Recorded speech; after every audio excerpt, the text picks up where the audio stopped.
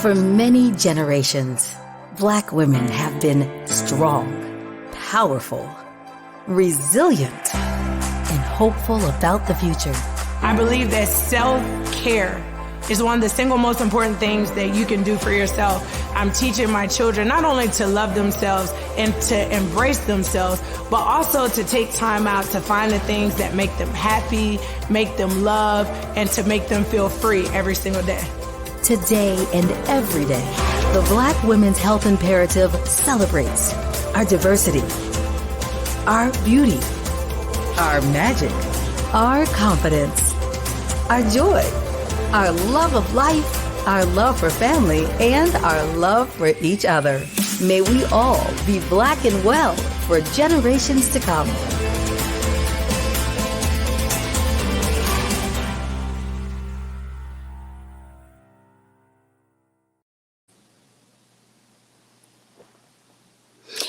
Good afternoon.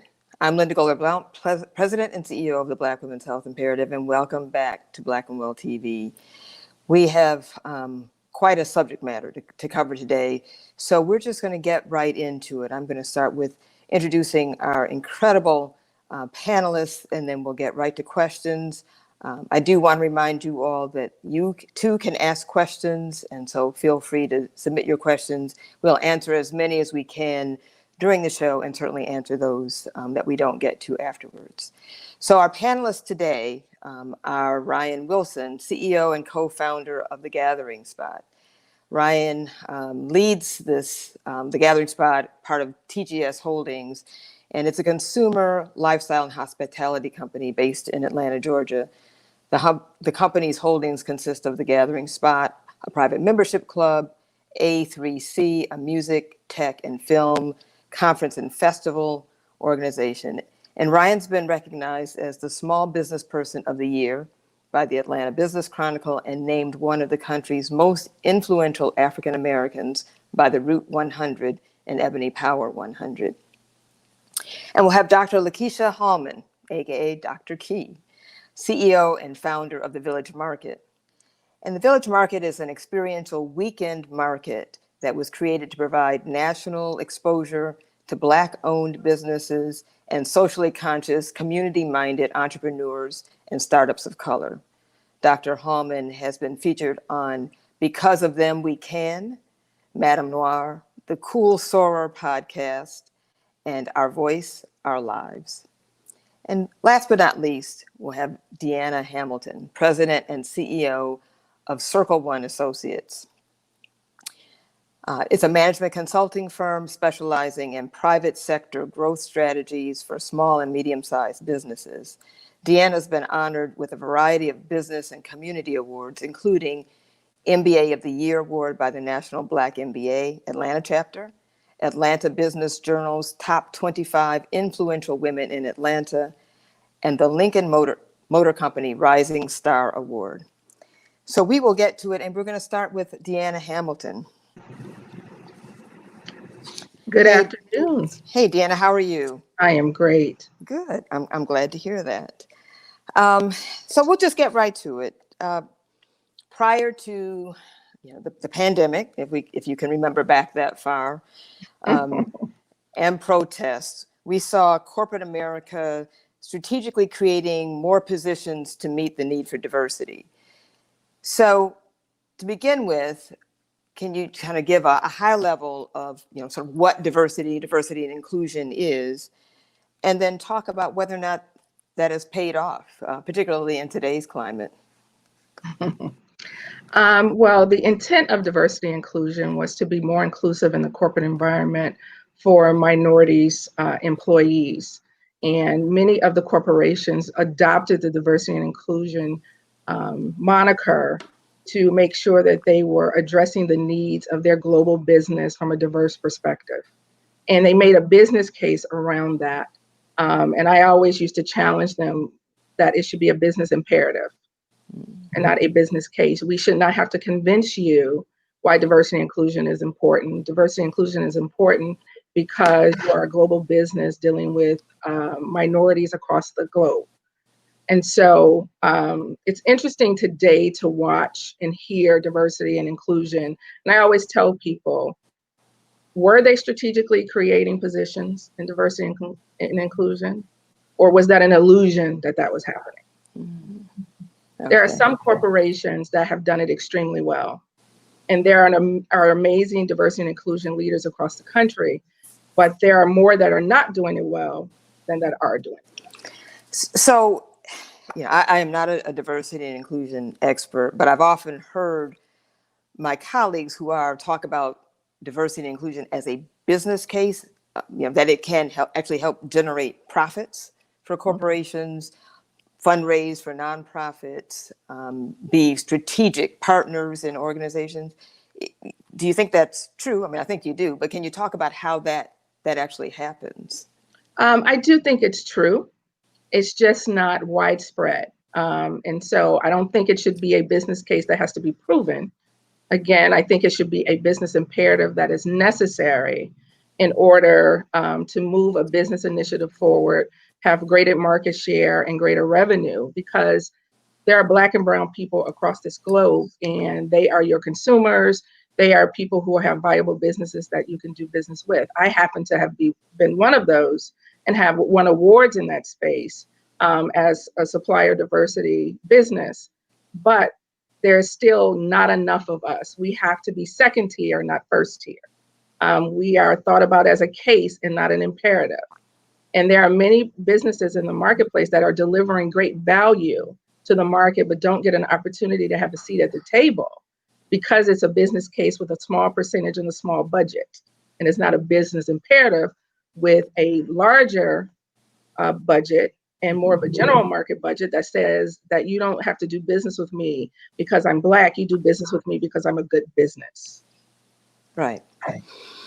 So with all that's going on right now, we're seeing really big brands and small brands, but big brands declaring their allegiance to stand with the Black community. And we haven't seen anything quite like this before. What are your thoughts on this? Is it genuine? Do you think it's long lasting? If you were looking at kind of where we are now, talk about that, but I'm going to ask you to prognosticate. Where do you think we'll be at the end of the year? I do think it's genuine. And here's why I think it's genuine. We're now in a change of what I'm going to call a change of the tide. We are now seeing a baby boomer generation who will exit the marketplace in next year. They are entering a retirement age. And so that baby boomer generation was a part of the civil rights movement. And so they've seen this narrative before. There's new leadership in organizations across the country where your Gen X and your Gen Y are now taking leadership roles, and they see this very differently. So they don't have the century lens of what oppression and racial inequality has looked like back in 1940, 1950, 1960. So they have a different lens with a different point of view. And so I do think it's genuine. I do think that many leaders and organizations will try to truly, truly understand what oppression really looks like and what systematic oppression truly looks like. And they will then begin to implement things within their organization to try to change that narrative. So that's really interesting to think that they don't sort of have this context of oppression.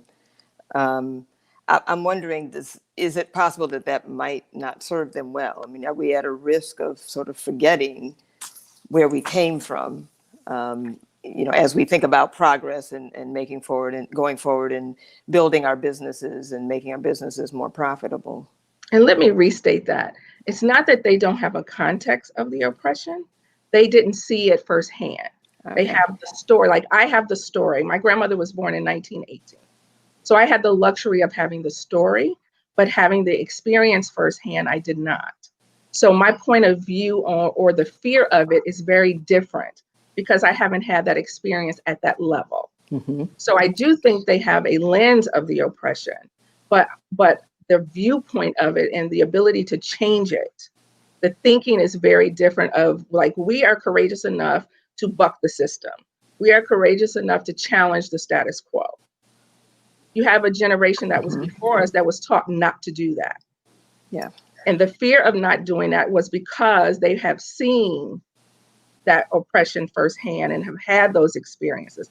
I think about my ex-boss, who was a sharecropper from Tennessee, and he would tell that story. I may be a CEO now, but I remember picking cotton. Well, I can't tell that story.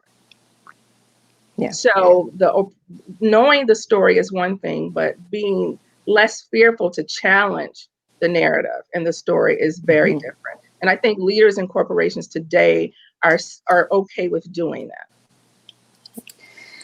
So I would imagine now a lot of managers, leaders are thinking about what their response is. I mean, a lot of folks have posted, statements of support and responses on their social media sites, but they're also thinking about what this means for how their employees work together. So how do we navigate these uncomfortable conversations that are either taking place now or about to take place in corporations across the country? Courageously. I am a big proponent of courageous conversations.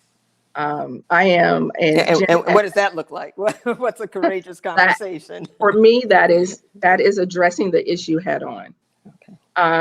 Oftentimes, people believe courageous conversations and being authentic in your thinking and your feelings and being matter of fact is a problem.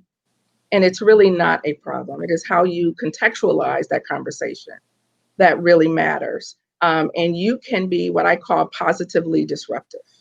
It is how you deliver the messaging. But I do think it is the time is now to be authentic in those conversations and to be courageous in them, to be concise and succinct in what you are trying to convey and deliver and what you are asking for. Okay. And I wonder if some Black employees will feel as though they're being put in a position to sort of, one, explain all of this, but two, perhaps make their white colleagues feel less uncomfortable. What kind of advice would you offer to those who perhaps are put in that situation? That's interesting to say less uncomfortable. We've been uncomfortable for how long? So I think this is a time to educate. These are teaching moments. I just had a situation like that yesterday in a hotel lobby. These are teaching moments. I think people are really now trying to truly understand what systematic oppression really looks like, what it has been, what have some of the true experiences been, what are some of the unconscious biases that we experience as Black employees in the marketplace. So I think it's really a time to be courageous and educate our counterparts and our peers on what that looks like. And it's okay to call out what their privilege looks like. It's really being okay with having a courageous and authentic conversation. And I am inclined to say that the marketplace and people that don't look like you or I are really open to understanding what that is. Because a lot of people think they know based on the news coverage and the footage that they see. And I tell people all the time, I am not what you see on the news. We're not all the same. We don't all walk alike, talk alike, think alike. Yeah.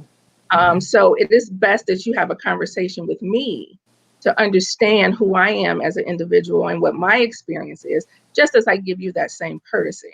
So I think it's really a time for us to be courageous in our communications and educate people on what systematic oppression looks like and unconscious bias looks like and how they can move forward with that by helping me. And I'm willing to help them do that. Yeah, I suspect there's going to be a lot of help, constructive kinds of conversation, assistance that corporations are going to need, because you're going to have those who are well-meaning but afraid that they're going to say the wrong thing, right. And then those who just won't know how to even approach the conversation. One last question before we go to Dr. Key. Are you seeing any examples where corporations really are truly listening and empathizing with their Black employees and not just sort of, voicing support because everybody else is? I have been sent several letters from CEOs that have issued communications to their entire staff across the entire organization. And I have been pleasantly surprised, but also pleased and proud of the CEOs that were courageous enough to send out these communications that say, we will not tolerate racism in this organization. We will not tolerate unconscious biases in this organization. And we will do whatever we need to do to begin to help our Black employees move past this. And so when the first one I received last Monday, and I was pleasantly surprised, but very proud that these type of communications are going out to employees. And those that are not sending them, shame on them. Mm-hmm. All right, well, thank you. So please stand by. We're going to bring Dr. Key in. But Deanna, thank you very much. We're going to bring you back for some questions. Thank you. Okay, you're welcome. Okay. Hey, Dr. Key, how are you? I'm well. Good. I ask people how they are. It's like, but I hope you're well. I guess for you to really tell me might take a half an hour, huh? Well, it's the ebb and flow. In this moment, I'm well. Okay, good. We'll take that. In this moment, I'm well. So would you just sort of start us out with, what is the village market and how did this idea occur to you? Yes, I launched the Village Market in 2016. And if you can imagine a thriving village that it's just the ingredients of excellence and all the magic of Black entrepreneurship and Black creativity that is encapsulated by a community who absolutely love the gifts of Black folk. That is what the Village Market is. And beyond having our quarterly marketplace, we've nurtured a well-vested community for entrepreneurs who have a safe space to receive holistic support that is rooted in mental health, wellness. And we also focus on business development and building a strong culture around what it truly means to be a viable operating business. That was launched in 2016. I got the motivation from my grandmother, who is still an entrepreneur on 45 years in the Mississippi Delta. And I learned community through what I saw as a young child in the Mississippi Delta, an ecosystem before the word ecosystem was used. People relying heavily upon the everyday people in the community to push that community forward. So in a long, short way, that's my amazing village that I'm so fortunate to be a part of. Okay. And I'm sure they're fortunate to be a part of your village as well. So given where we are with COVID-19 and people not being able to come together physically as a village, how has the pandemic affected your ability to connect them and to kind of keep the village together? Because you have the village has thousands of customers who come in. Right now they can't. So how have you been able to sort of continue those connections? We have continued the connections. We've just changed how we connect. And so I will say, if you have one of the hardest things in an age of technology is actually to get people physically to convene in person. So in 2016, I did the atypical thing. When everyone was going online, I pulled us offline so we could start seeing each other in person and feeling each other's energy. So you can see the person that you're buying your soap from, seeing the person who's designing your designer bag and so on and so forth. And so when I realized the pandemic was something that was going to hinder us from gathering, I believe it was March 13th. I didn't hesitate when everyone was canceling events. I made an executive decision. I believe I was one of the first businesses in Atlanta to say, we're not canceling, we're not postponing, we're simply pivoting how we will gather the village. And in less than 2 weeks, we developed a online marketplace for all those entrepreneurs who would have been a part of the physical village market and created a digital space for them to still have customers. So this is the cool thing. As much as I love having people Physically, I'm a lover of hugs and seeing us in the flesh. What I experienced, what my team and I experienced on March 29th, traditionally in a physical village market, we average about 4,500 people coming to actively buy from Black-owned businesses. Mm-hmm. Over that course of the weekend, we saw 70,000 people. And so Wow. I strive to always see life for what it is. I couldn't change that the pandemic was here, and nor could my purpose. My job is to convene Black people in a space where anyone can purchase from them. So what was 4,500 people, we had 70,000 shoppers come over the course of the weekend. But I must share that so many Black entrepreneurs deeply rely upon marketplaces, festivals, events like because that is how a lot of their revenue comes in for the year. And most of these businesses, and especially in a startup stage, they need that in person to prove their concept. My goal in making that pivot to that digital space was because I knew when the NBA canceled its season that we were in for something that none of us living has ever experienced. Yeah. And so I wanted to make sure that the businesses were well prepared for what will become a journey of this year and not just a one-time thing. So given that, right now, a lot of businesses are trying to figure out what's next. There was some assistance from the government. I mean, you had an article where you talked about pursuing the Paycheck Protection Program loans, but how that businesses might be served in other ways, grants from private organizations. Can you talk about what conversations you've had with your businesses, and is there a different way for them to move forward? Because we don't know when this is going to end necessarily. Yeah, we have no idea. And so what we've done with the PayPal protection plan and our route of going after private grants, I have really pressed upon small businesses in an email that I send to them every week, pressing upon them to look for diverse ways to find funding and also to grow their businesses.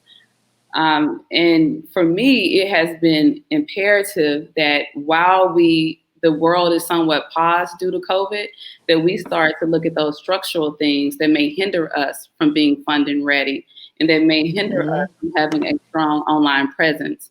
So we worked diligently with Google, with MailChimp, with UPS to provide very private classes to now over 600 businesses. These are things that we haven't, posted online and stuff like that because we have such an intimate, authentic community. But businesses are being empowered in ways where they're having direct relationships and conversations with UPS. They're having conversations with the big goal of the targets. And so my goal is, while COVID has required us to pause, what are the gifts of the pause? And so I'm hoping in 2021 that businesses can have a strong physical presence and a ginormous online presence. So then the world can begin shopping for them. So you're taking care of businesses, but you're taking care of the business people as well. Absolutely. Well, okay. It's taking care of the village. Yeah. Okay. All right.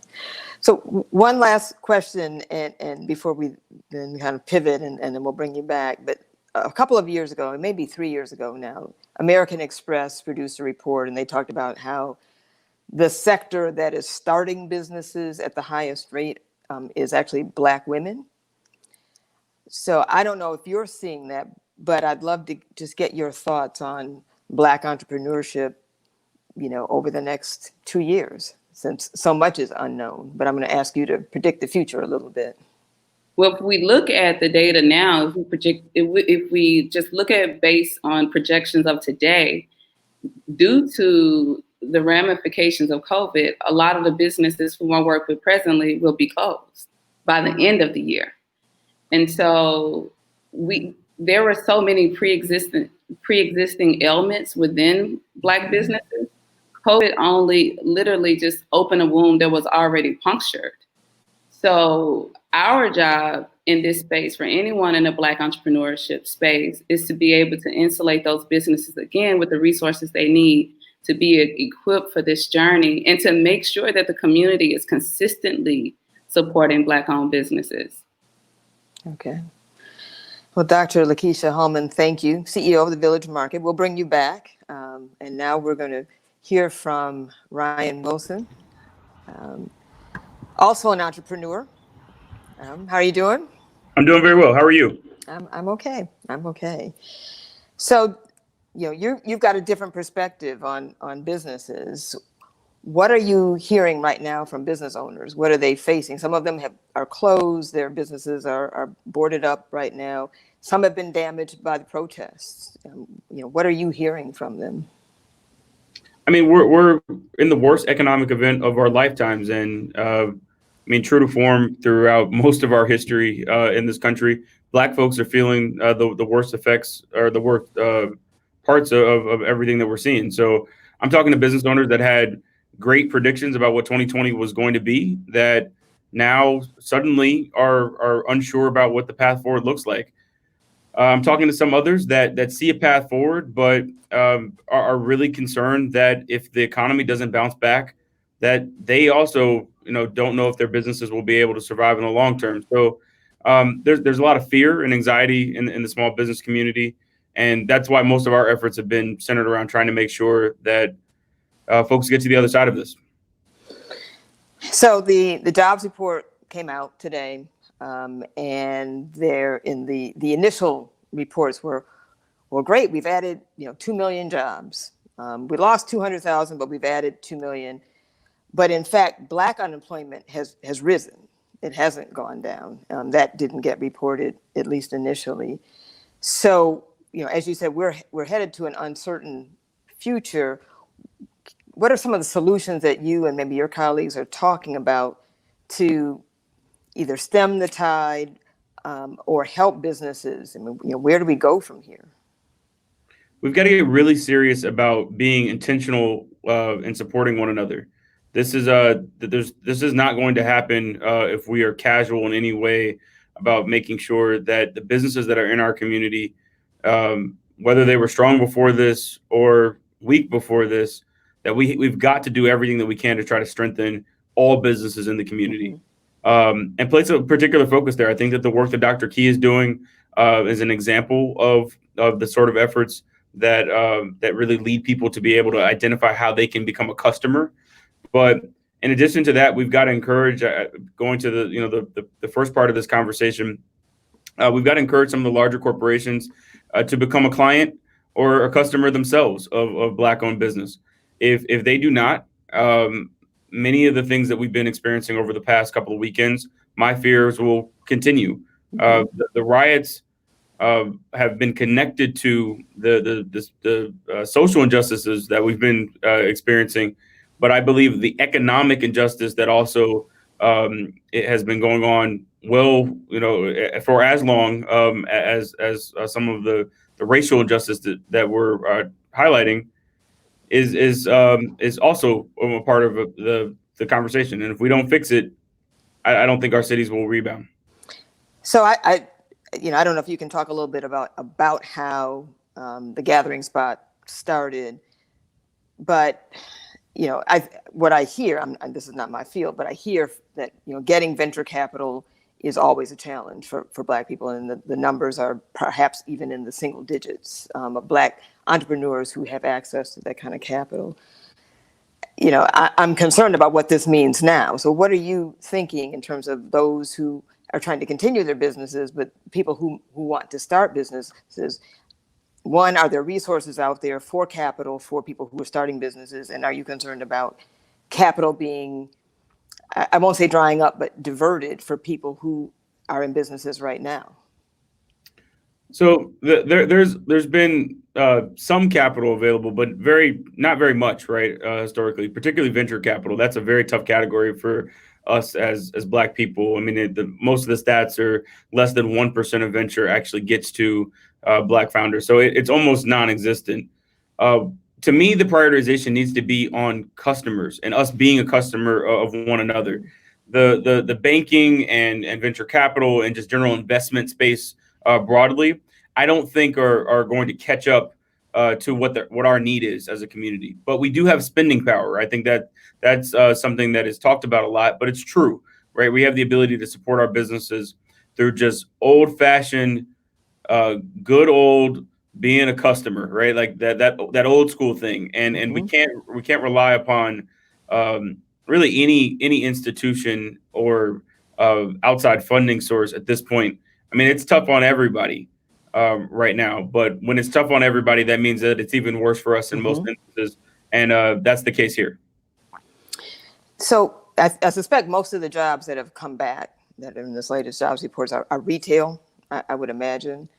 Do you have any sense of sort of what that distribution of spend is with the Black community? What percentage is spent around Black businesses, not Black businesses? And I mean, are you all thinking about how you might change that? So I don't have the exact percentage, but what I have seen is that there are some stats that are not playing in our favor. Depending on some reports, 60 or so percent of Black-owned businesses don't have a single employee. I've seen a recent study that says that that's as high as 90% in some communities don't have a single employee. So when you add that to the fact that we are overly concentrated in the most impacted areas or most impacted industries as it relates to COVID, the economic growth that's being talked about today, I don't think in any way, shape, or form represents what's happening here on the ground. It's still very, very difficult. Many businesses have not returned and don't see a path to, right? I mean, it takes capital in many instances to get a business started again. And if there's not a quick return on that capital, then the business won't have very much time. So I don't know the exact statistic, but I'm talking to entrepreneurs each day that are letting me know that we have a really, really short window to try to correct this, or the businesses that we've known and loved for a long time won't exist. If it's happening for the biggest companies in this country, just imagine what's happening to Black folks. Right. Just one last question before we bring Deanna and Dr. Key back. But some businesses in our communities have been damaged because of the riots, and you've talked about that. Is there help for them? I mean, perhaps they have insurance, business interruption insurance and other kinds of, insurance, property damage. But is there help out there for those whose businesses have been damaged and they want to rebuild? So there are several funds that have been started to try to bring these businesses back. I'll say two things. The first is that there's an old Frederick Douglass quote that the thing worse than rebellion is the thing that causes rebellion. And so while I cannot excuse, and as a person that has a brick and mortar business myself, I don't want this business to be burned down or harmed in any way. But again, we have to understand the economic circumstances that are leading to, in addition to the systemic racism that's being combated, the economic injustice that also exists is going to lead us down a similar path until things are resolved.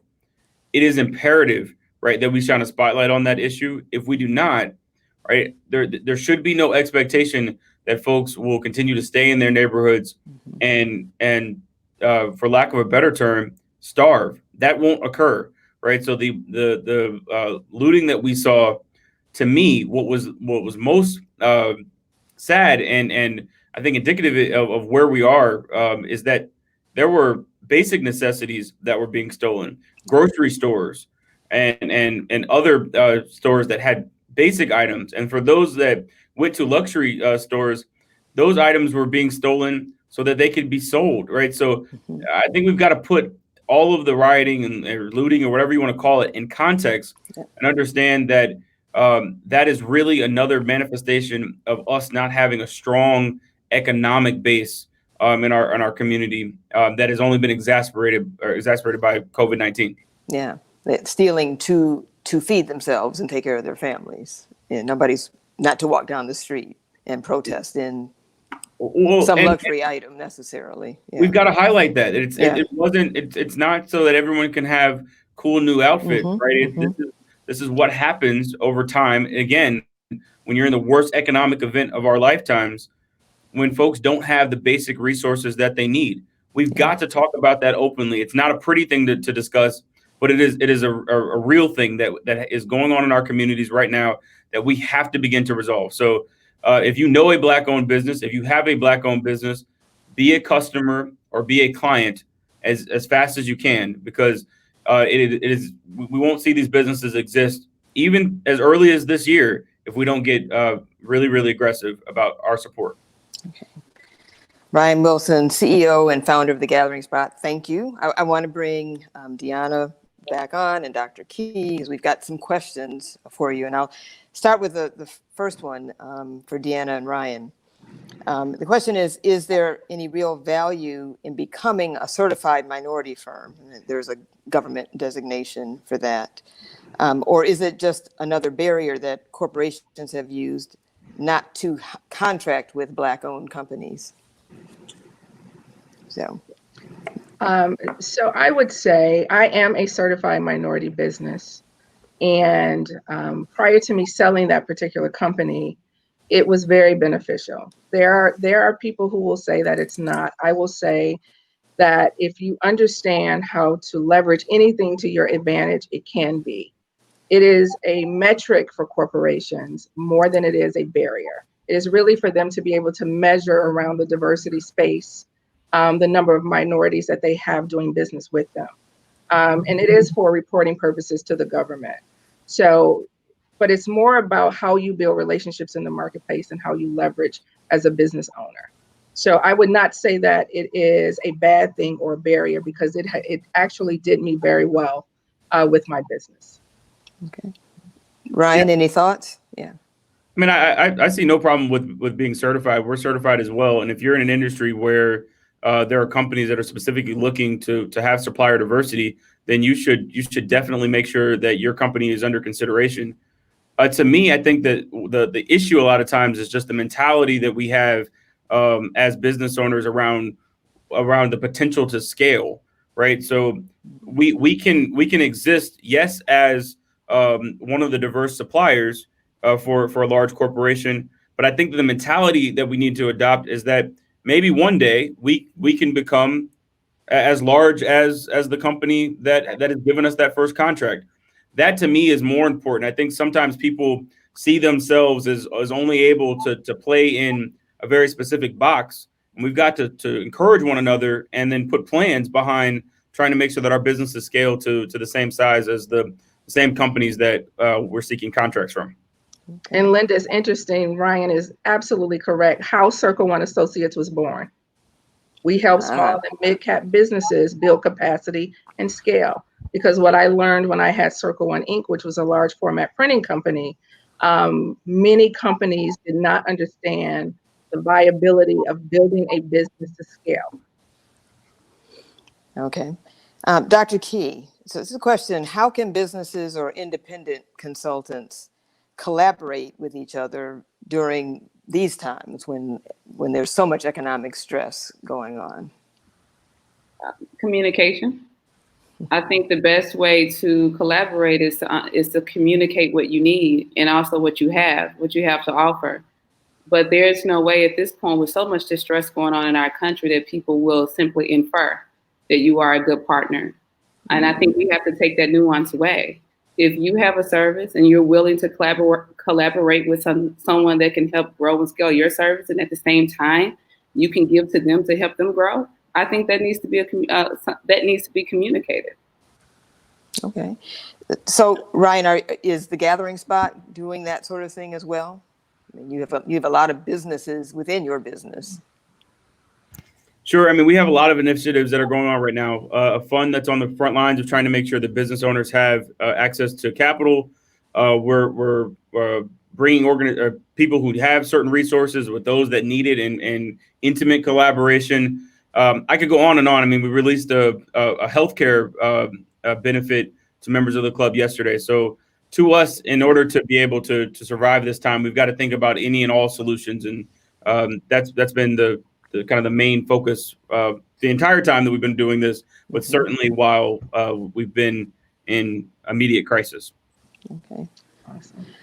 So Deanna, a question around diversity and inclusion, and a couple of things. It's one, there's a question around sort of the tone deaf examples of corporate responses to George Floyd's murder and the protests. These are, statements of, support and solidarity. Mm-hmm. But the related question is, should we not think about tying corporate performance, CEO benefits, to performance with diversity and inclusion metrics? Absolutely. The companies that are doing it right have indeed done that. The board of directors will tie the CEO's compensation model to their diversity goals. The corporations that are not doing it correctly do not. So they absolutely should. It is no ghost in the marketplace that the companies that are getting it right, the CEO's compensation is tied to those diversity goals. Absolutely. So, Dr. Key, many economists, we've got a question about sort of the economy, have talked about the fundamental change that's occurring because of COVID-19, going to fundamentally change the way we do business. So what do you see? I mean, again, you have a business of businesses as the future of Black businesses, and are you thinking about new, different, innovative ways to do business in the future and to help your existing businesses do business? Yes, I think we all are thinking about how to do business different today that will make sure that we have a future. What we've been pressed upon is making sure the gifts and talents that Black-owned businesses have, people know about them. And it's to Ryan's point, in order for us to survive, we're going to have to really circulate what we do, who we are, and our ability to help push this economy forward. But yes, the economy will be impacted if we survive this. Is simply because the ecosystem starts to talk about and champion the work of our colleagues. Okay. Just briefly, I want to circle back to the diversity and inclusion piece. I want to applaud any corporation that has diversity and inclusion as a part of their core values. I think that that's something that every corporation should have, right? But I think as Black people, we have to realize that these corporations will not be able to out-hire us there is no solution there long term to build economic strength in our community. So applaud the effort and hold those companies accountable, especially if you work at one, right? But to me, it's about fortifying Black-owned businesses in our community that have the potential to scale beyond, frankly, what any of those companies can do. So if you look at the total allocation of jobs that a given company has, even if they hired only Black folks, right, for those jobs, we would still be in crisis. So that isn't, I know it gets brought up a lot in these conversations, and it's important, right? But and a lot of times, and I may be too cynical, I think a lot of that work is more symbolic in nature than it is actually effective. But we as Black people cannot be in any way, shape, or form reliant upon it, right? I mean, we have to grow and scale our own businesses and imagine those companies being as large as some of those that we are seeking employment from. It's possible to do. Many of the companies that we love in that space weren't started that long ago, right? We have businesses in our community that have longer tenure, right? It's just about getting to scale, and that to me is not talked about enough when we're talking about D&I. And you both raise a very interesting point. One, we can't hire our way out of this situation, but also we're talking about employment and not wealth. Income and not wealth. There's a very big difference between income and wealth.